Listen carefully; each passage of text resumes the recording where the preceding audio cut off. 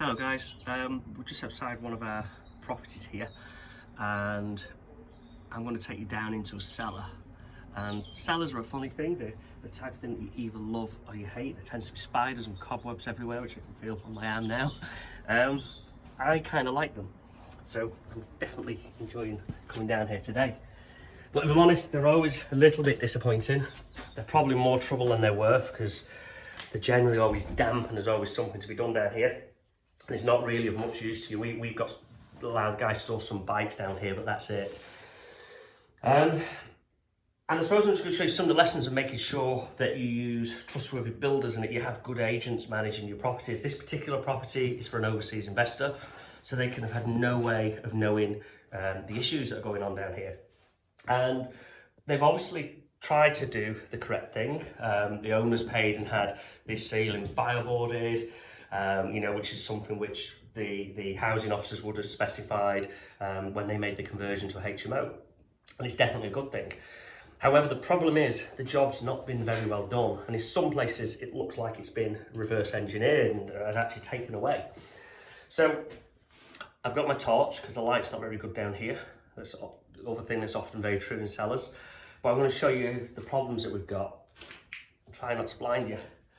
So the first thing is we can see here the expanding foam, okay?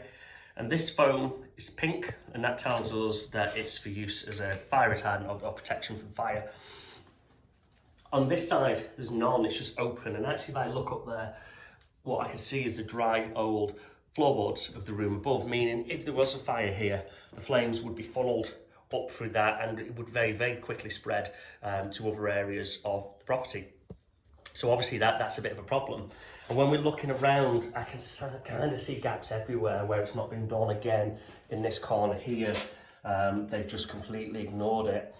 Okay, and then there's other areas as well. As we're walking around, what I'm seeing, we look inside this little, I'm gonna guess it was the old coal store or something, but actually the ceiling here doesn't look like it was ever done. What I can see is there's been a hole smashed in to help the developer to do some plumbing. And actually now I'm here. Another reason why we should make a point of always coming down to cellars, I can actually see that there's a little leak on this soil pipe. So before we get all this boarded in, we're going to need a plumber out to deal with that, I think. That's kind of a handy thing to find.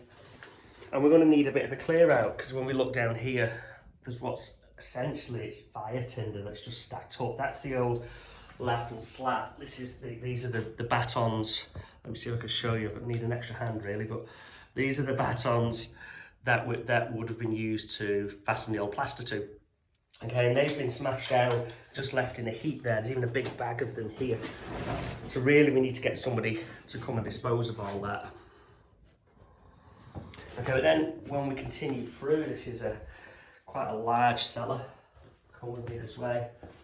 We can see here there's been problems where we've obviously had some kind of issues, not very clear what, maybe to do with the plumbing, but they smashed all the ceiling down. So the fireboarding's here, but again, it's no good on the floor. It needs to be screwed to the ceiling and it needs to be properly sealed in. We need to be using proper trades and guys who know what they're doing. And when we come into this second room, the daylight's a bit better, or the lighting's a bit better here, so I'll turn my torch off.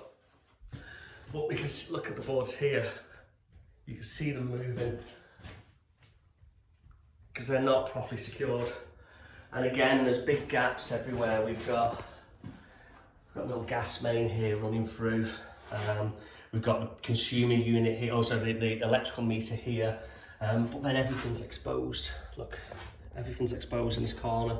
So the job that we're going to be getting done is we're going to have our plasterer come out, who's a really skilled guy, and he will be putting up fireboarding. He'll take down the fireboarding that's already up and he will properly secure it. And then where necessary, there might be bits he's got to replace.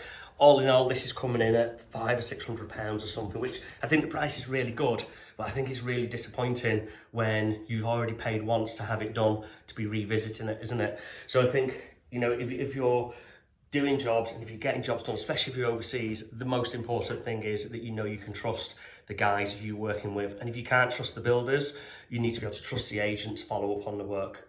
Hope today's been of benefit to you, and I'm going to go and wander around the cellar a bit more. Bye.